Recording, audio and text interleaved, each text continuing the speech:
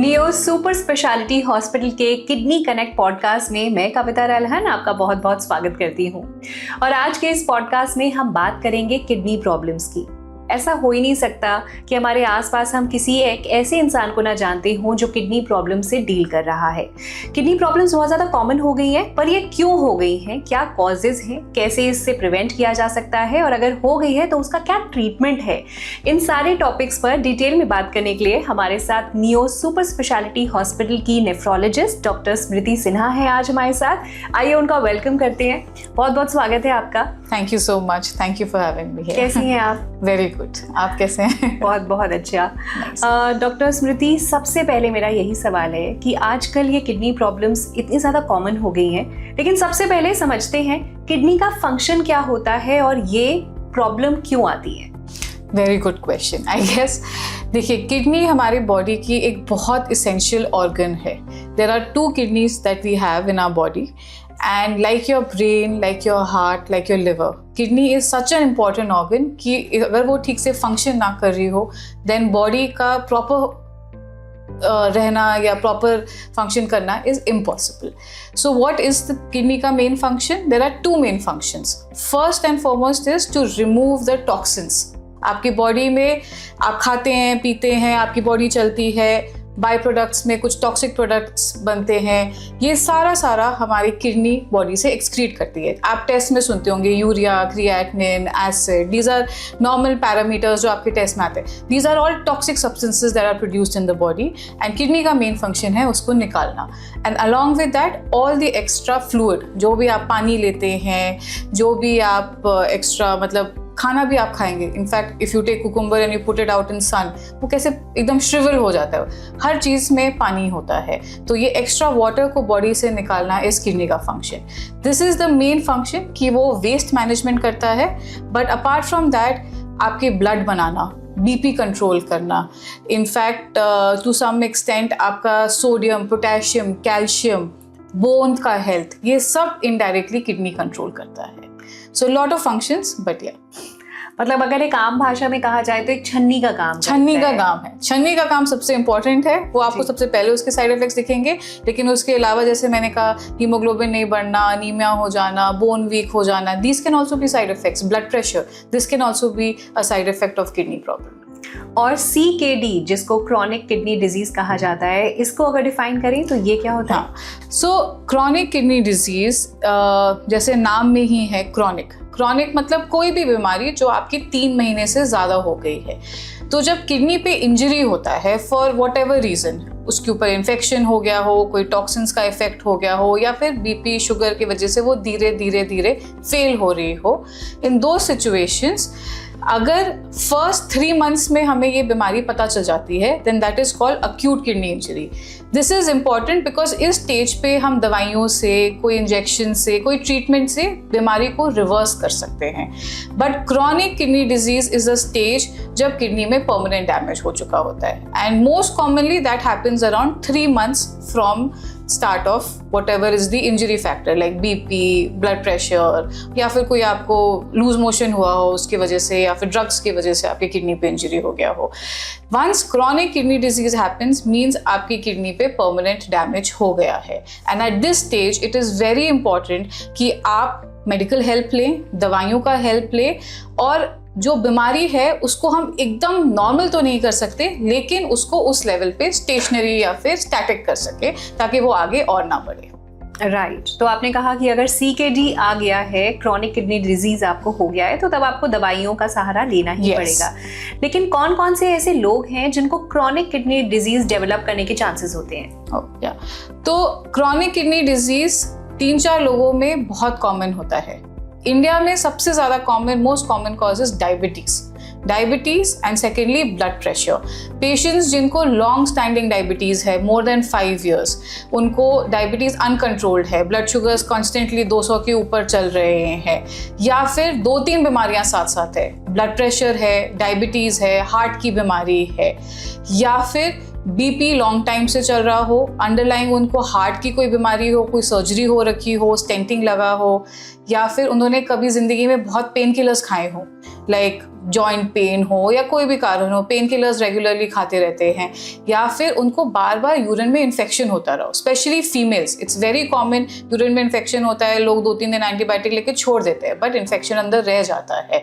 So these are the some of the most common causes. इसके अलावा common things जैसे आपको लूज मोशन हो गया, आपका किसी कारण से बीपी लो हो गया, ब्लड लॉस हो गया, एक्सीडेंट केस हो, या कोई पोस्ट सर्जरी हो गया हो, या फिर आपने कोई ऐसे मेडिसिन लिए हो, भले ही उसमें कई कई हर्बल मेडिसिन होते हैं, कई कई आपके ये भस्म वाली चीज़ें होती है, like heavy metals, they have mercury in it, lead in it, ये सब किडनी को डैमेज करती हैं। So patients who are taking any, who have these diseases, इनको ये बीमारियां पहले से है या फिर इनको किसी कारण की वजह से ऐसे सिचुएशंस हुए हैं जहां उनको पेन किलर्स या फिर हैवी मेटल्स उन्होंने कंज्यूम किए हो, कोई भी कारण से, they are at risk of developing kidney diseases. Right.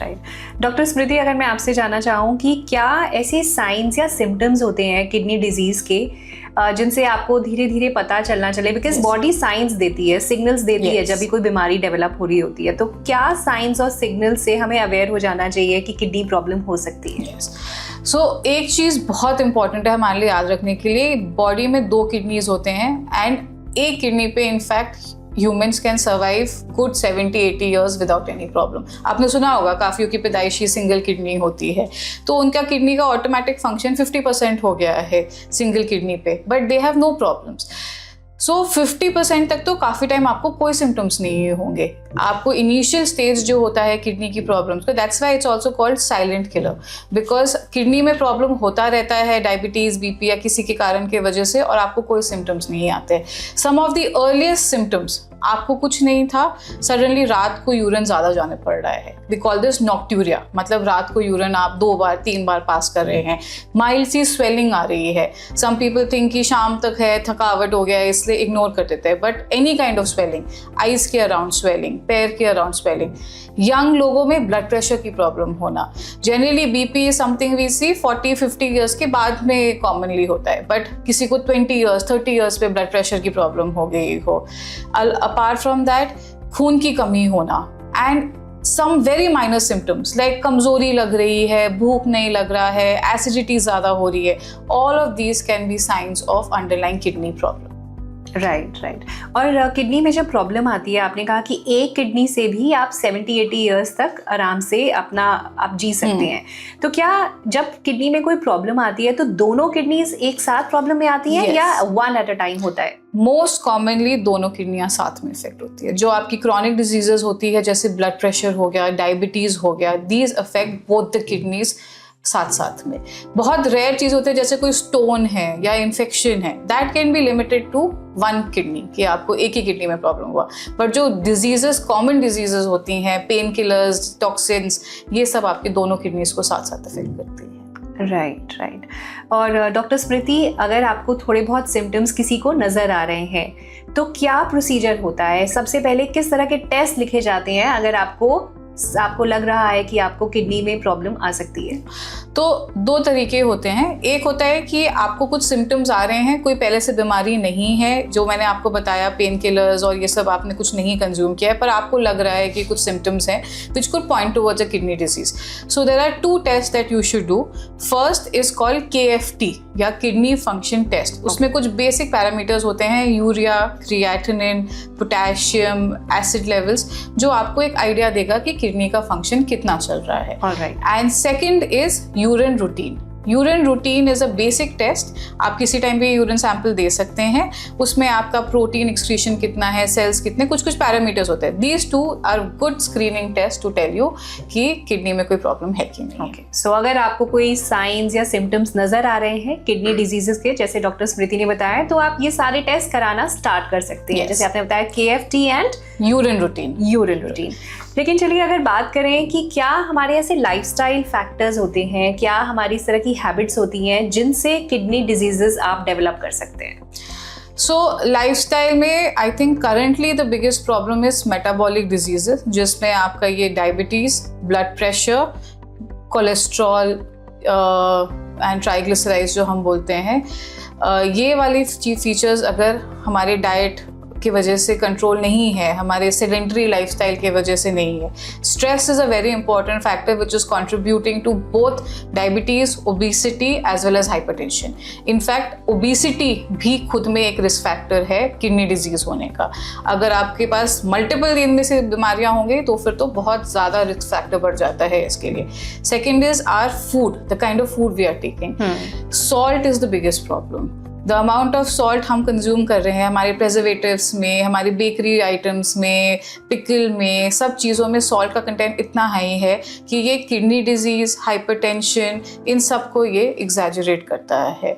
So these two are the main things. Third is sedentary lifestyle. Sedentary lifestyle, lack of exercise, all of this again leads to increased chances of diabetes, kidney diseases, high cholesterol, all of that. And fourth thing is, of course, somewhere in India, I think a little bit of it is कि हम जो ये बहुत ज़्यादा बिना सोचे हुए आयुर्वेदिक दवाइयाँ, होम्योपैथिक दवाइयाँ लेते हैं. Not all of them are problem, but we have to be aware कि उनमें कुछ ऐसे herbs होते हैं, कुछ ऐसे toxins होते हैं, जैसे मैंने आपको बताया heavy metals, mercury, ये सब किडनी को डैमेज कर सकते हैं. Okay. So these are the common things I think we should take care of, especially with our lifestyle. Salt intake, exercise, and of course maintaining the right weight. आपने salt intake की बात करी, तो क्या जो हम काला नमक लेते हैं, क्या हमें अपने नॉर्मल नमक को किसी और नमक से रिप्लेस करना चाहिए, चाहे सेंधा नमक, काला नमक या कोई और सॉल्ट? सो अगर आपके पास किडनी प्रॉब्लम्स नहीं हैं ऑलरेडी, अगर आप किडनी पेशेंट नहीं हैं एंड प्योरली प्रिवेंशन की बात कर रहे हैं, देन सेंधा नमक which has high potassium in it can be taken because वो बीपी कंट्रोल में हेल्प करता है. बट अगर आप ऑलरेडी किडनी पेशेंट हैं तो आपके लिए सेंधा नमक बिल्कुल मना है. Because it has high potassium. So patients who are already people who are already have kidney problems should never take sindha namak. But otherwise you can take if you don't have the problem. कोई ऐसे diet में कोई ऐसे changes आप recommend करना चाहेंगे जिससे kidney की प्रॉब्लम से बचा जा सकता है, किडनीज को हेल्दी रखा जा सकता है? Water. First thing is water. Hydration maintain करना बहुत ज़रूरी है, स्पेशली गर्मी के मौसमों में. डिहाइड्रेशन से आपके स्टोन्स होना, यूरिन में इन्फेक्शन होना एंड इन जनरल बहुत सारी प्रॉब्लम होना बढ़ जाता है. So taking at least 2 to 2.5 litres of liquids. इसमें आपका पानी हो गया, छाछ हो गया, लस्सी हो गया, what ever form of liquid you want to take. So hydration is number 1. Second thing, like I said, keep your salt to the lower side. And उसके अलावा increase your green leafy and fruit vegetables intake. You know, processed food आप जितना कम करेंगे, जितना ज़्यादा आप green leafy मतलब normal vegetables, fruits and all increase करेंगे, उतना आपके हर चीज़ कंट्रोल होता है. बीपी, शुगर, ये सब चीज़ें कंट्रोल होता है. इनडायरेक्टली किडनी में also it makes a difference. Doctor Smriti, एक टाइम था जहाँ पे किडनी की प्रॉब्लम आती थी प्रॉबेबली 40-50 के बाद, एक सर्टेन एज के बाद, लेकिन आजकल मैंने देखा है आसपास टाइम्स इतना बदल गए हैं कि यंग किड्स में भी आपको किडनी की प्रॉब्लम नजर आती है. तो बच्चों में किडनी की प्रॉब्लम आने के क्या कारण है? बच्चों में अगर किडनी के प्रॉब्लम्स आते हैं तो प्राइमरीली वो अलग टाइप की बीमारियां होती हैं. उनको हम कहते हैं नेफ्रोटिक सिंड्रोम या कैकूट. मतलब 2 तरीका हो सकता है. या तो उनको पैदाइशी कुछ किडनी की प्रॉब्लम हो, जो कुछ जैसे जैसे एज उनकी बढ़ती है वैसे वैसे उसके सिम्टम्स आने लग जाते हैं. That comes under the category of कैकूट. मतलब बचपन से ही किडनी में कुछ स्ट्रक्चरल फॉर्मेशंस में प्रॉब्लम हुआ है. And second is nephrotic syndrome. ये एक किडनी की स्पेसिफिक प्रॉब्लम होती है जिसमें यूरिन में आपके प्रोटीन लीकेज होने लगता है. लाइक वी डिस्कस शुरू में, kidney is nothing but a filter, है ना. तो अगर वो फिल्टर खराब हो जाए तो नॉर्मल फिल्टर, अच्छा फिल्टर आपके सिर्फ टॉक्सिक सब्सटेंस निकालेगा. फिल्टर खराब है तो बॉडी की जो इंपॉर्टेंट चीज़ें हैं, प्रोटीन्स हो गया, एल्ब्यूमिन हो गया, वो भी निकालना शुरू कर देता है उसमें. सो उसमें most commonly you will have symptoms of soojan. Kids come with swelling, sudden onset swelling होता है उनको, फेस पे स्वेलिंग, पैर पे स्वेलिंग, यूरिन कम हो जाता है. So that is a very treatable condition. उसकी ट्रीटमेंट्स बहुत अच्छे से, बहुत आराम से अवेलेबल है. So such kids with any kind of symptoms की यूरिन रेड कलर का हो रहा है, कम हो रहा है, स्वेलिंग हो रहा है, should immediately come to the hospital because we have lot of treatments available. And coming to CKD again, chronic kidney disease, अगर किसी को सिम्टम्स नज़र आ रहे हैं कि किडनी की प्रॉब्लम हो सकती है, बट अगर आप ट्रीटमेंट ना लो तो उसका क्या इम्पैक्ट आएगा? जैसे मैंने कहा था, बॉडी के फंक्शनिंग के लिए किडनी इज़ वेरी इंपॉर्टेंट. अगर मैं कोई लेमैन तरीके से समझाऊँ आपको, आप गाड़ी चला रहे हो और गाड़ी का आपने एग्जॉस्ट पाइप बंद कर दिया, तो कहीं ना कहीं अंदर वो पाइप सारे खराब होते रहेंगे. So this is so same thing. The toxins in the body have to be let out. वो toxins अंदर आपके blood vessels को, आपके heart को, आपके brain को, आपके bones को, आपके muscles को सब धीरे धीरे धीरे धीरे weak करते रहेंगे. So it affects everything from your brain to your gut to your stomach to your skin to your वो everywhere जहाँ पे भी आपके पास blood vessels है वहाँ पे ये toxins जाके कुछ ना कुछ damage करते रहेंगे.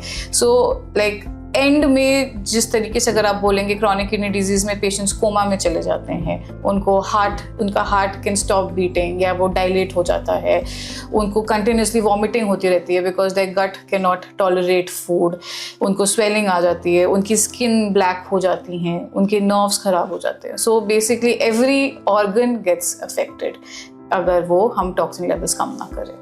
और क्या अगर आपको किडनी में प्रॉब्लम आ गई है, आपकी एक किडनी खराब है या आपने कहा प्रॉब्लम आती है तो दोनों में ही आती है जनरली. सो अगर किडनी खराब है that means the ultimate solution is transplant only. Yes, so 2 modalities are there. Kidney खराब होने के भी स्टेजेस होते हैं, स्टेज 1 to 5. अगर आप 5th स्टेज या फिर एंड स्टेज पे पहुंच चुके हैं then we have 2 solutions to it. One is dialysis and the second is transplant. Basically the aim is to reduce the toxic levels. तो dialysis basically एक मशीन से होता है जहाँ पे आपका ब्लड बॉडी से निकाल के मशीन के फिल्टर के थ्रू उसको प्योरीफाई किया जाता है and then we put it back in the body. It's a painless procedure and generally needs to be done multiple times a week, 2 times a week or 3 times a week. अगर dialysis हमें बंद करना है then the other option is transplant.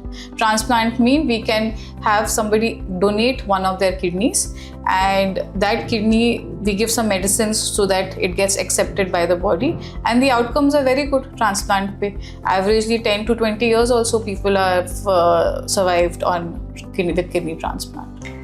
Dr. Smriti, you are a nephrologist at Neo Super Speciality Hospital, that's in Noida. So आपके पास जब kidney patients आते हैं आप उनको किस तरह से ट्रीट करते हैं and how do you motivate them mentally अगर बात करें तो? I think the biggest thing to understand is कि देखिए लाइफ में तो प्रॉब्लम्स आते रहेंगे. You know, closing our eyes to the problem is not going to solve anything. And currently we have so many treatment modalities available. It needs a mental shift. थोड़ा acceptance आता है कि हाँ ये बीमारी है, it's not the best बीमारी, but एक acceptance के बाद we have patients who are mothers who take their kids to school, bring them back. We have patients who are young, they go for hiking. They go like, you know, they manage their schedule, they go for hiking. So I think it's a mentality shift more than anything else. And 80% of the kidney diseases can be managed with medicines. आप initial stages में तो सिर्फ medicine की ज़रूरत पड़ती है and even if dialysis की requirement आती है, डायलिसिस पे people can, it's like managing a schedule, you know कि मेरे पास ऐसा जॉब है कि मुझे नाइट ड्यूटियाँ करनी पड़ती है, कईयों के पास जॉब होता है उनको ट्रैवल करना पड़ता है, they manage their life around it. So I think dialysis should also be looked at like that, you know कि you manage your schedule around. 4 घंटा आपको दिन में निकालना है, बाकी time is your own time, but you are getting so much, like you will feel better. You know, you can live a good life with dialysis. So that is something which is important for people to know. Right. Thank you so much. आपने इतने अच्छे से हमें I think kidney का function क्या है to अगर kidney problem आ गई है तो उसका सोल्यूशन क्या है. जितने भी डाउट्स या क्वेरीज हैं लोगों को किडनी प्रॉब्लम को लेकर इस पॉडकास्ट के थ्रू ज़रूर सॉल्व हुई होंगी. Thank you so much for listening, thank you so much for watching and thank you so much for your time. Thank you so much. Neo Super Speciality Hospital kidney connect podcast में ये थी बातचीत doctor स्मृति सिन्हा के साथ. मुझे पूरा यकीन है ये पॉडकास्ट आपके बहुत काम में आया होगा. खूब सारी नई नई बातें सीखी होंगी आपने इसके जरिए. और अगर आप किसी ऐसे इंसान को जानते हैं जिसको किडनी की प्रॉब्लम है तो ये वीडियो उनके साथ ज़रूर शेयर कीजिएगा. अगर आप भी अपने हेल्थ को लेकर बहुत ज़्यादा कंसर्न में रहते हैं और अपने हेल्थ से रिलेटेड और ज़्यादा इन्फॉर्मेशन चाहते हैं तो do keep watching kidney connect podcast.